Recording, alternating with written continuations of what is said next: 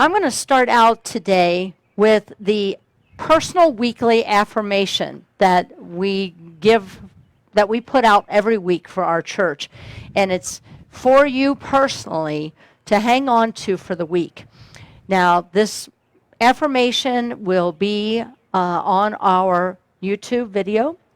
And so you can always capture it again, or you just text one of us and we'll be glad to send you the affirmation. But it's pretty easy for you to remember here outside. So yeah, might need your clip if you don't mind. Thank you. Yeah, just to keep it from blowing. Thanks, Kelly. All right, so the affirmation for you to take home today is, today I care for the earth. Today I care for the earth by remembering how small and connected we are. Okay, let's say it again. Today I care for the earth by remembering how small and connected we are. Are you ready to affirm this for our earth? Yes. This beginning statement. Today I care for the earth by remembering how small and connected we are. The title of the talk today is Restore Our Earth. And that title actually came because as I was researching, the theme for Earth Day for 2021 is Restore Our Earth. And one of the indigenous people, I would say he is a tribe leader. His name is Lame Deer. And I want you to listen to this quote that he said. We must try to use pipe for mankind.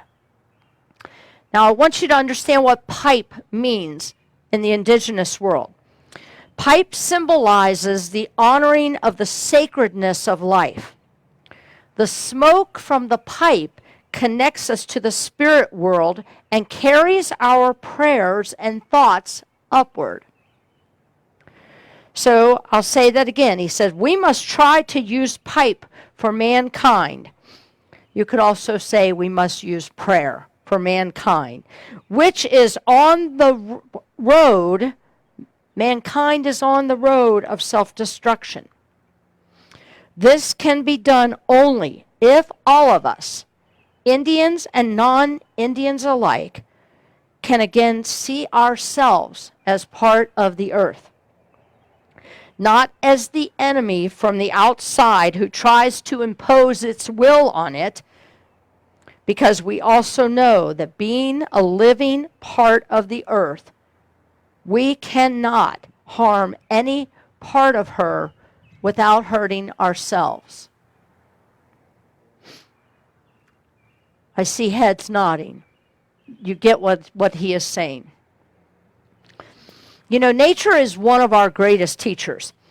It shows us over and over the continuation of life, doesn't it? Every spring, we think that things are dead. They're brown. Everything is brown. I don't know about you, but we have some trees on our property that still are showing nothing. And I think, oh no, are they gone? Well, they're just the slowest trees, walnuts. They're very slow to come out. And so you think something's dead, and then overnight, all of a sudden, they pop out. Does anybody know why we call it Mother Earth and Father Sky? I wondered that, so of course my little questioning mind that Kathy is famous for, I went and researched it. And we call it I'll just start with Mother Earth. We call it Mother Earth because, and again, the indigenous people named it that, because the earth is continually life-giving. Everything is birthed from the earth, just like a mother is birthing a child. And so it feeds nutrients to everything under the earth to give it life and to bring it forth above the earth to spring forth like this. Father Sky was given that name because the sky envelops the earth and is like a protector. And it is also giving life and energy to the mother. It takes the father and the mother in order to birth life. So I just thought that was, now I get it. Now it even has deeper meaning to me when I say taking care of Mother Earth. You know, when I was pregnant, I remember people would say, oh, sit down, sit down. They always wanted to take care of me so I didn't overdo it. Don't lift that, right? And the same thing for Mother Earth is crying to us. Can somebody please help me? Help me.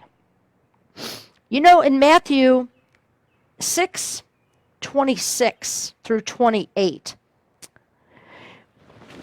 it's the famous line that came to me when I was thinking about this talk, and I'm sure you've all heard it. Look at the birds of the air. They do not sow or reap or gather into barns, and yet your heavenly Father feeds them. Are you not much more valuable than them? Why are you so anxious? I'll repeat that. Why are you so anxious? Consider the lilies of the field, how they grow, and they toil not, nor do they spin. Again, why are you so anxious? Your Father in heaven takes care of it all. You know, there is an order in nature when we let it be. I'll say that again. When we let it be, there is an order in nature. Has anybody seen the movie? It came out a couple of years ago, maybe longer than that. The Biggest Little Farm. Oh, if you have not seen it, I know it's on YouTube in full length. The Biggest Little Farm.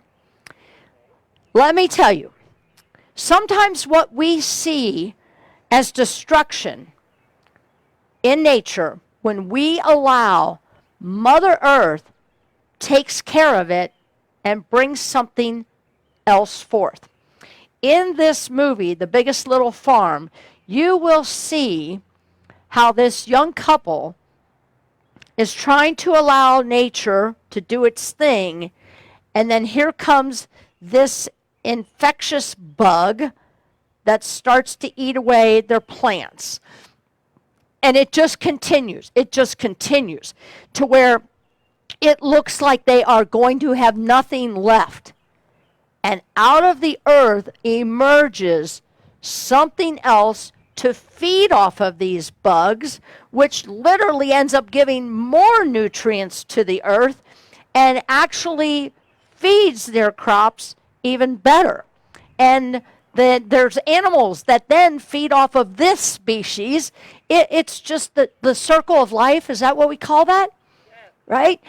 This is this is a documentary, and it's a real couple, and this is real experience, and you will see it, and it makes you ponder. Why do we always feel like we have to get in there and fiddle with it? You know?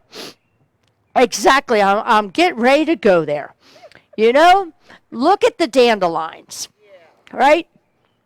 They are important.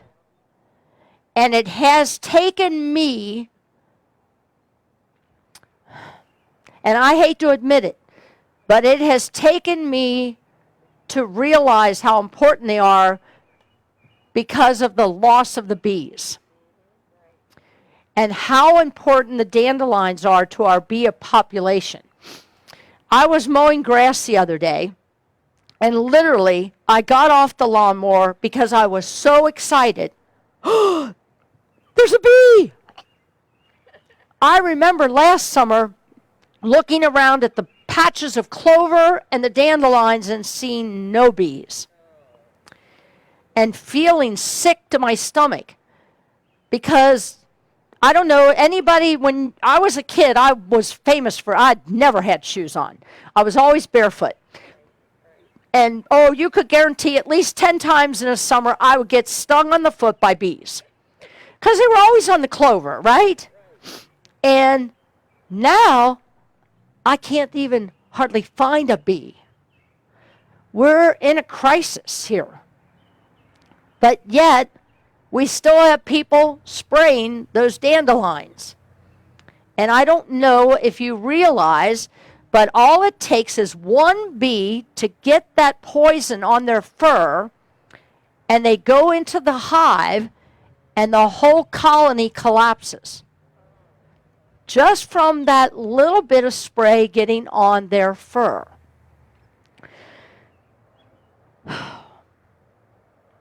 You know, and did you ever notice, I noticed this morning, because I meditate looking outside on our property every morning, and I noticed the dandelions, I've let them go, and now they're all the puffy, where you blow and make a wish, right? I mean, nature's got a perfect timing. The dandelions come first, and then come flowers. So when the dandelions die off, nature, God, creation has taken care of everything. But we still, as in our infinite wisdom and free will, what are we doing?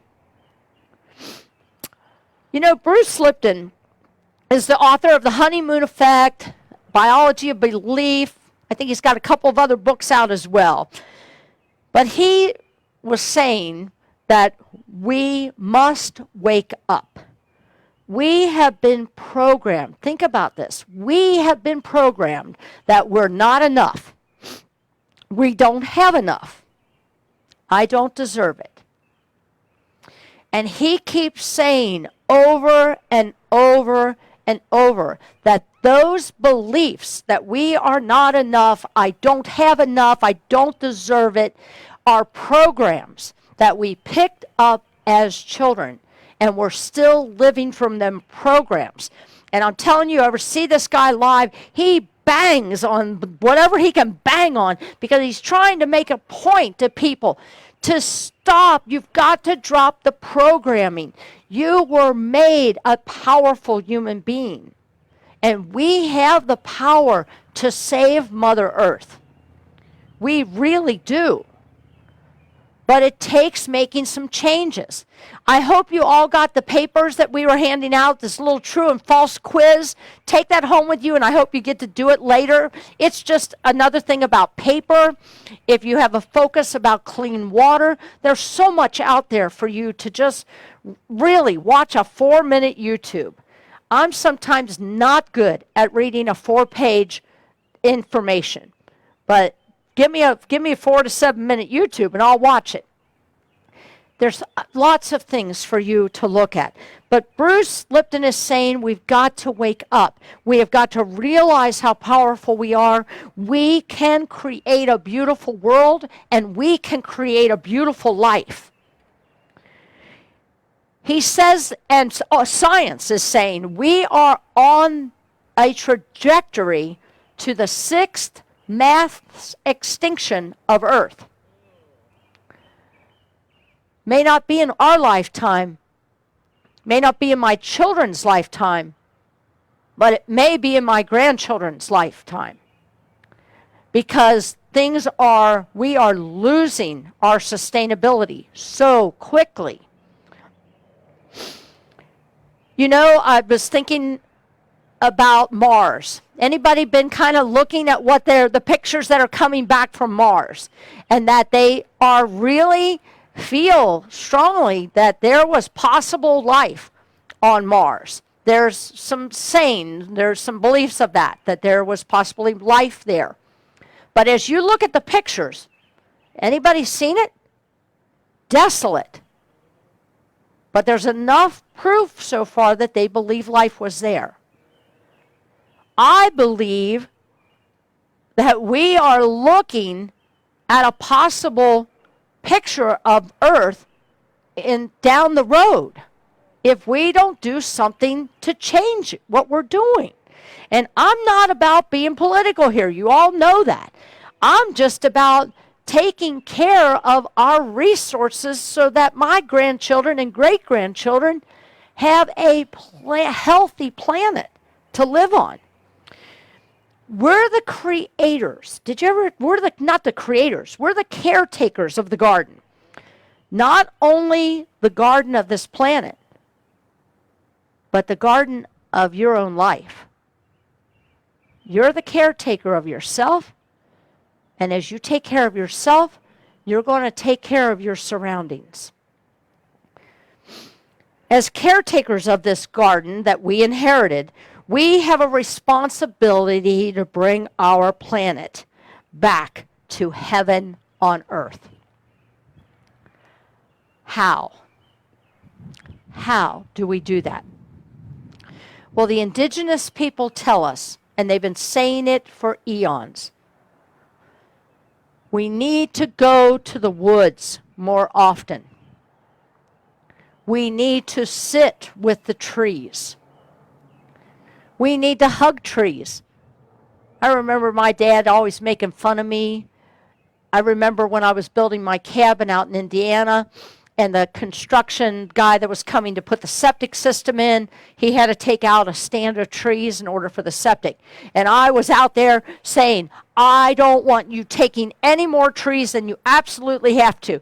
And literally this man got off his big piece of equipment and said, you're not going to be one of those GD tree huggers, are you? And I said, if that's what it takes, I'm not leaving here, because I don't want you to just destroy this property.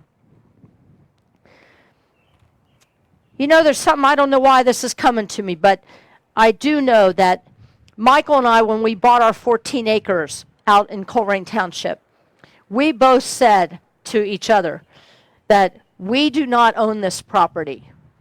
We are stewards of this property. But man thinks we own it, don't we? And then, enter stage right, ego. So getting to the forest, getting to the trees. Have you ever put your back up against a tree and just stood there? The trees will talk to you because they are full of spirit. And the indigenous people say we are not spending enough time with spirit. So we must get out in nature. So that's one way that we start to help Mother Earth restore herself. Secondly, is to give Mother Earth gratitude. Have you given thanks for this? Have you ever pulled off to the side of the road because you were just filled with such awe because whatever you were seeing was so beautiful, whether it was Father Sky and the sunset, or whether there was a stand of flowers, or if you saw the email blast and the picture of me sitting in the middle of a poppy field that was hundreds of square miles, and I'm in the middle of the stand of poppy fields, and I couldn't even speak. I was in so much awe. Listen. Mother Earth is speaking to us. We have people like, and you've heard me speak of her many times, Greta Thunberg. What a courageous young girl. And she's gone somewhat back into seclusion again. She kind of got wore down, being made fun of and ridiculed by the higher-ups in governments of various countries, but especially the United States, wore her down. And I think, what a brave, at 14 she started this. She's now 18 or 19. I think at least 18 or 19 now. But she's not done. She's in her seclusion, she's doing a lot of writing. But I look at her and I say, what's one thing I can do? You know, I really love this meatless Mondays. And you can make it meatless Friday, meatless Sunday, whatever, but just one day a week. If you just tried to do that.